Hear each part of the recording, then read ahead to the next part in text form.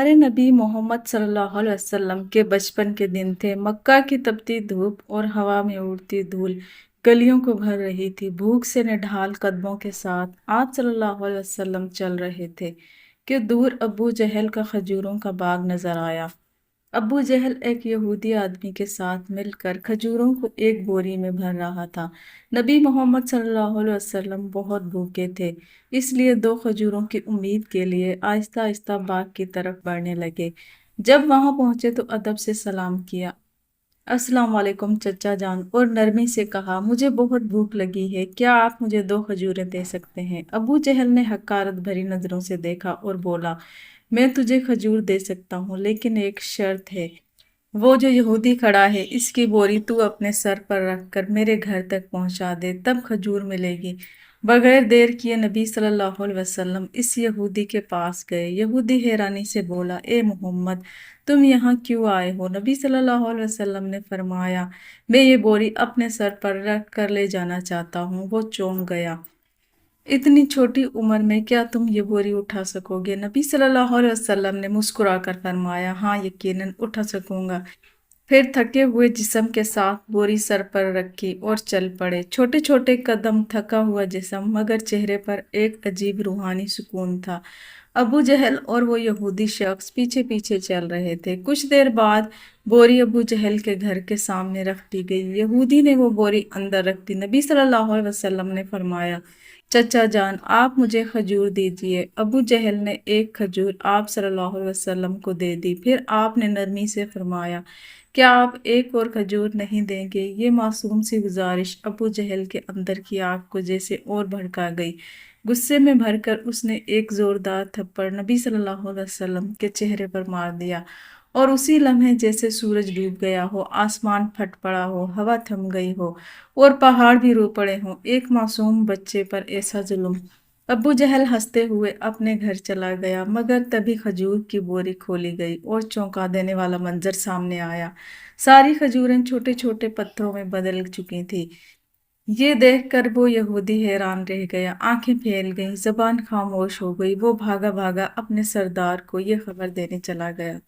उधर अबू जहल घर से बाहर आया और ताना देते हुए बोला, ए मोहम्मद, तू तो बहुत बड़ा जादूगर निकला, तूने मेरी खजूरों पर जादू कर दिया। नबी सल्लल्लाहु अलैहि वसल्लम ने सर झुकाकर बहुत नरमी से कहा, चचा जान, मुझे तो कुछ मालूम नहीं। ये सुनते ही अबू जहल ने एक और थप्पड़ मारा। उसकी आवाज जैसे आसमान को चीर गई। सब कुछ थम गया। उस मासूम की आंखों से एक आंसू लुढ़क गया। मगर देखिए, क्या शफकत थी, क्या रहमत थी। नबी सल्लल्लाहु अलैहि वसल्लम ने सिर्फ इतना कहा, चचा, आपके हाथ को चोट तो नहीं लगी? सुभान अल्लाह, क्या किरदार, क्या इंसानियत। खुद थप्पड़ खाया, मगर फिक्र उस इंसान की जिसने मारा। फिर नबी सल्लल्लाहु अलैहि वसल्लम ये सारी जिल्लत, तकलीफ और भूख लेकर घर वापस नहीं गए, बल्कि चुपचाप पहाड़ के किनारे जाकर खड़े हो गए। दरख्त और पहाड़ जैसे पुकार उठे, अफसोस, जिसे ना पैदा किया जाता तो ये जमीन, ये आसमान कुछ भी ना होते। वो अजीम नबी आज भूखे नजरअंदाज किए जा रहे थे, लेकिन फिर भी अबू जहल जैसे संग दिल के दिल में नरम ना आया, ना आंखों में पछतावे का एक कतरा। उधर वो यहूदी शख्स अपने सरदार के पास दौड़ता हुआ जहां पहुंचा। आज मैंने एक ऐसा वाकया देखा है जो तसव्वुर से भी परे है। वो यहूदी अपने सरदार से कह रहा था, अब्दुल्ला के बेटे मोहम्मद सल्लल्लाहु अलैहि वसल्लम में कोई ऐसी ताकत है कि बस एक थप्पड़ लगने पर सारी खजूरें पत्थर बन गई। आप ही बताइए, क्या ये जादूगर हो सकता है या फिर कोई इलाही ताकत है? ये सुनकर सरदार थोड़ी देर खामोश रहा, फिर संजीदा आवाज में बोला, हमने भी सुना है कि हमारी आसमानी किताब में मोहम्मद का जिक्र है कि वही आखिरी और सबसे अजीम नबी होंगे, मगर क्या वाकई यही मोहम्मद सल्लल्लाहु अलैहि वसल्लम है? ये जानना जरूरी है। हमें अपने मजहबी पेशवा से रुजू करना होगा। अगर ये बात सच निकली तो हम उसे जिंदा नहीं छोड़ेंगे, बल्कि उसे इस दुनिया से ही खत्म कर देंगे। तुम लोग जाओ और ये खबर हमारे पेशवा तक पहुंचाओ। ये सुनकर वो यहूदी शख्स फिर से अबू जहल के घर की तरफ रवाना हो गया। जाते जाते जब वो खजूर के बाग के पास पहुंचा तो उसकी आंखें हैरानी से फैल गईं। पूरे बाग में एक भी खजूर नहीं थी। हर दरख्त पर सिर्फ पत्थर, सिर्फ पत्थर। ये कैसे हो गया? वो एक पल भी वहां न रुका और तेजी से अबू जहल के घर की तरफ दौड़ पड़ा। گھر پہنچتے ہی اس نے کہا، بھائی آپ کے باغ کی ساری کھجوریں پتھر بن چکی ہیں، اگر اب اسے نہ سنبھالا گیا تو بہت بڑا نقصان ہوگا۔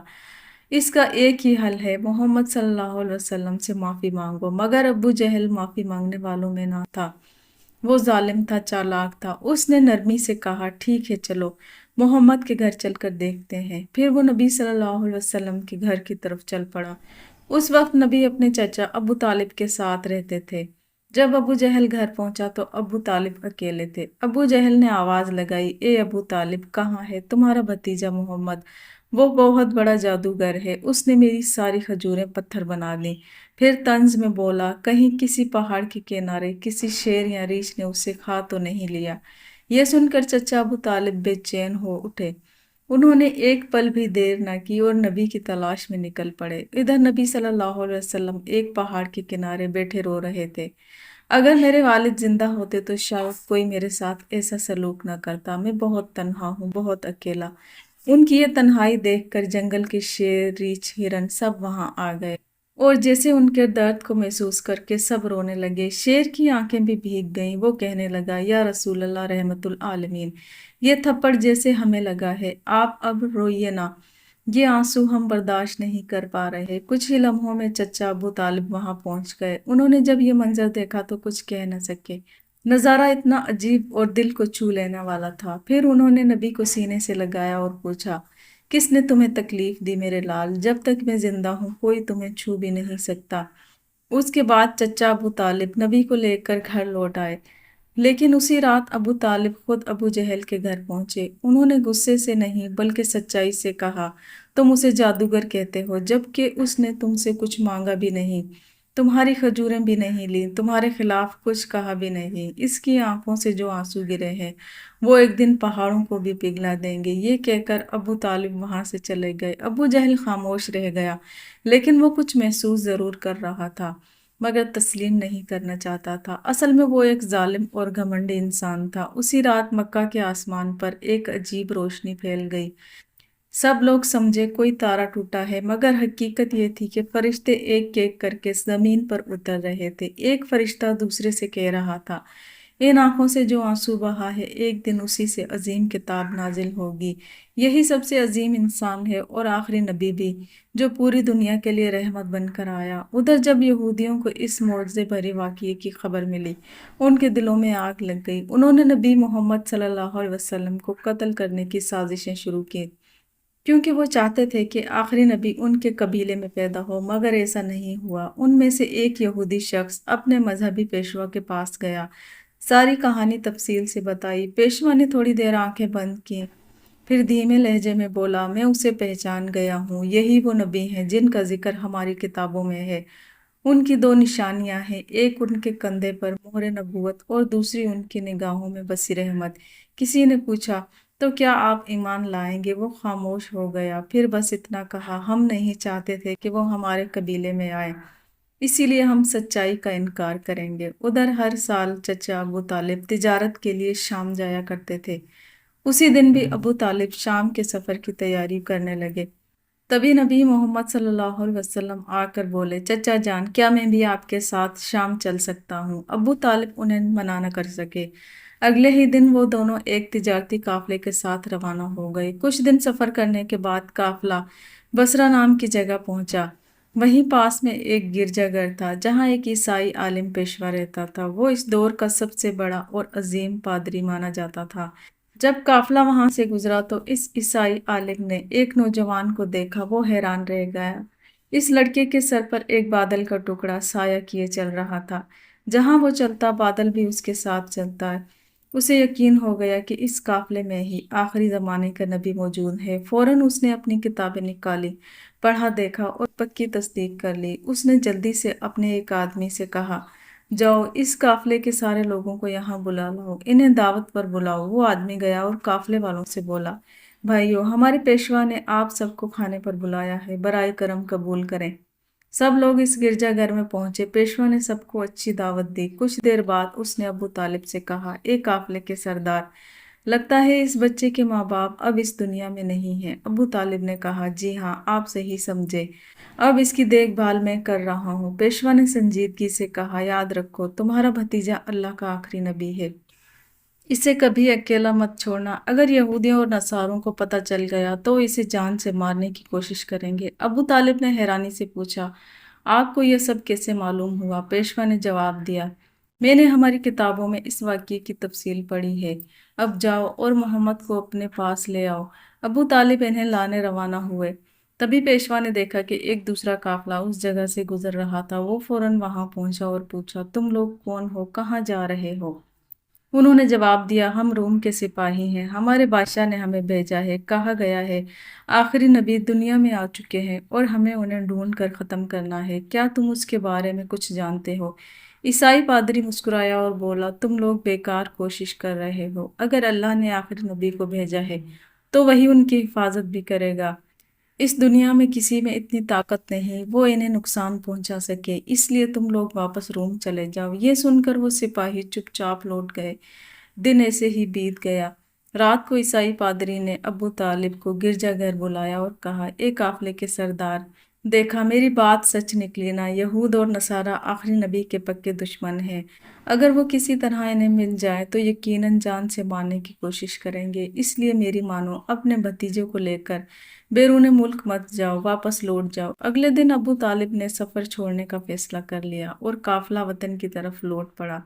کچھ دور ہی گئے تھے کہ اگلے دن راستے میں انہیں ایک گھوڑا نظر آیا، لیکن وہاں کوئی انسان نہیں تھا۔ آگے جا کر دیکھا تو ایک آدمی مرنے کے قریب پڑا ہوا تھا۔ دراصل وہ ایک یہودی تھا جو کبھی نبی کو مارنے آیا تھا، لیکن آج وہی نبی صلی اللہ علیہ وسلم اپنے ہاتھوں سے اسے پانی پلا کر اس کی جان بچا رہے تھے۔ پھر اسے ساتھ لے کر قافلہ آگے بڑھا۔ چلتے چلتے وہ ایک سمندر کے کنارے پہنچے جہاں مچھیرے آباد تھے۔ قافلہ وہیں آرام کے لیے رکا، مگر وہ مچھیرے بت پرست تھے اور گہرے اندھی عقیدت میں ڈوبے ہوئے تھے۔ ابو طالب وہاں پہنچے جہاں کچھ لوگ بتوں کے سامنے جھکے ہوئے تھے۔ انہوں نے ایک سے پوچھا، بھائی تم لوگ اس طرح بتوں کی پوجا کیوں کر رہے ہو؟ اس نے جواب دیا، کئی دن سے ہمارے جال میں مچھلیاں نہیں آ رہی، اس لیے سمندر کے دیوتا کو خوش کرنے کے لیے ہم یہ پوجا کر رہے ہیں۔ ادھر نبی کریم صلی اللہ علیہ وسلم نے دیکھا کہ ایک بڑی مورتی کے پاس ایک عورت اس کا بچہ زنجیروں سے بندھے ہوئے ہیں، انہیں قربانی کے لیے باندھ دیا گیا تھا۔ مچھیرے یہ مانتے تھے ایسا کرنے سے دیوتا خوش ہوگا اور مچھلیاں واپس آ جائیں گی۔ تب نبی کریم صلی اللہ علیہ وسلم آہستہ سے وہاں پہنچے اور ماں بیٹے کو زنجیروں سے آزاد کر دیا۔ اسی لمحے ایک مچھیرے نے آ کر گھبراہٹ میں کہا، جنہیں قربانی کے لیے باندھا گیا تھا انہیں کوئی بچہ آزاد کر گیا ہے۔ یہ سن کر سب لوگ غصے میں نبی کو پکڑنے کے لیے دوڑے۔ ابو طالب انہیں روکنے کے لیے آگے بڑھے۔ اسی وقت سب کی آنکھوں نے ایک عجیب منظر دیکھا کہ بڑی مورتی خود بخود گر کر ٹوٹ گئی، سمندر میں زبردست لہریں اٹھنے لگیں اور مچھلیوں کی بھرمار اوپر آ گئی۔ مچھیرے جال ڈال ڈال کر مچھلیاں پکڑنے لگے اور خوشی سے جھوم اٹھے۔ یہ سب دیکھ کر ابو طالب حیران رہ گئے۔ اصل میں نبی کریم صلی اللہ علیہ وسلم اس وقت سمندر کنارے کھڑے ہو کر اپنے رب سے دعا کر رہے تھے اور انہیں دعاؤں کی برکت سے اللہ تعالیٰ نے سمندر کو مچھلیوں سے بھر دیا۔ پھر قافلہ مکہ کی طرف روانہ ہو گیا۔ مکہ پہنچنے کے بعد نبی کریم صلی اللہ علیہ وسلم اپنے چچا ابو طالب کی بکریاں چرایا کرتے تھے۔ ایک دن بکریاں چرا کر واپس آتے ہوئے نبی کریم صلی اللہ علیہ وسلم نے دیکھا کہ ایک جگہ غلاموں اور لونڈیوں کی منڈی لگی ہوئی ہے۔ مردوں کو گرم لوہے سے جلایا جا رہا تھا مگر عورتوں کو اونچے داموں میں بیچا جا رہا تھا۔ یہ منظر دیکھ کر نبی کریم صلی اللہ علیہ وسلم کا دل کانپ اٹھا اور آنکھیں بھر آئیں۔ ادھر ان کے ایک چچا ابو لہب غلاموں کی خرید و فروخت کرتے تھے۔ وہ ایک بے گناہ لونڈی کو بہت مہنگے داموں میں بیچ رہے تھے۔ اچانک اسی لونڈی کا شوہر دوڑتا ہوا آیا اور کہنے لگا، حضور آپ یہ ظلم نہ کیجیے، ہمیں معاف کر دیجیے۔ وہ بڑی بے بسی اور گڑ گڑاہٹ کے ساتھ رونے لگا مگر ابو لہب ایک نہ سن رہے تھے۔ اسی وقت ہمارے رحمت العالمین وہاں پہنچ گئے۔ آپ صلی اللہ علیہ وسلم نے اپنے چچا سے فرمایا، چچا اس عورت کو مت بیچیے۔ ابو لہب نے گھورتے ہوئے کہا، میں نے اسے بہت مہنگے داموں میں خریدا ہے، اگر تم اس کی قیمت ادا کر دو تو لے جاؤ۔ نبی کریم صلی اللہ علیہ وسلم نے بغیر کچھ کہے اس کی قیمت ادا کر دی اور اسی دن وہ عورت ہمارے نبی کریم صلی اللہ علیہ وسلم کی وجہ سے آزاد ہو گئی۔ ناظرین، ہمارے نبی کریم صلی اللہ علیہ وسلم وہ ہستی ہیں جو راتوں کو جاگ جاگ کر امت کے لیے دعائیں کرتے تھے۔ وہ ہستی جو خود بھوکے رہتے مگر دوسروں کو کھلا دیتے۔ وہ ہستی جو پتھروں سے زخمی کیے گئے مگر بددعا نہ دی۔ وہ ہستی جنہوں نے اپنی جان، اپنا آرام، اپنا سکون قربان کر دیا صرف اس لیے کہ ہم ایمان والے بن جائیں۔ لیکن آج ہم ذرا اپنا حال دیکھیں۔ کیا ہم نے اپنے نبی محمد صلی اللہ علیہ وسلم کا حق ادا کیا ہے؟ کیا ہم نے ان کی سنت اپنی زندگی میں اپنایا؟ کیا یا ہم نے دنیا کی محبت میں ان کے احکام بھلا دیے؟ آج وعدہ کرو کہ ہم اپنے محمد صلی اللہ علیہ وسلم کی عزت کریں گے، ان کے دین کو مضبوطی سے پکڑیں گے اور اپنی زندگی میں ہر ممکن کوشش کریں گے کہ ان کی تعلیمات پر عمل کریں۔ اس ویڈیو کو دوسروں تک ضرور پہنچائیں تاکہ وہ بھی ہمارے پیارے نبی محمد صلی اللہ علیہ وسلم کی کہانیاں جان سکیں۔ اگر آپ کو میری ویڈیو پسند آئی ہو تو میری ویڈیو کو لائک کریں اور میرے چینل کو سبسکرائب کریں۔ ملتے ہیں اگلی ویڈیو میں، فی امان اللہ۔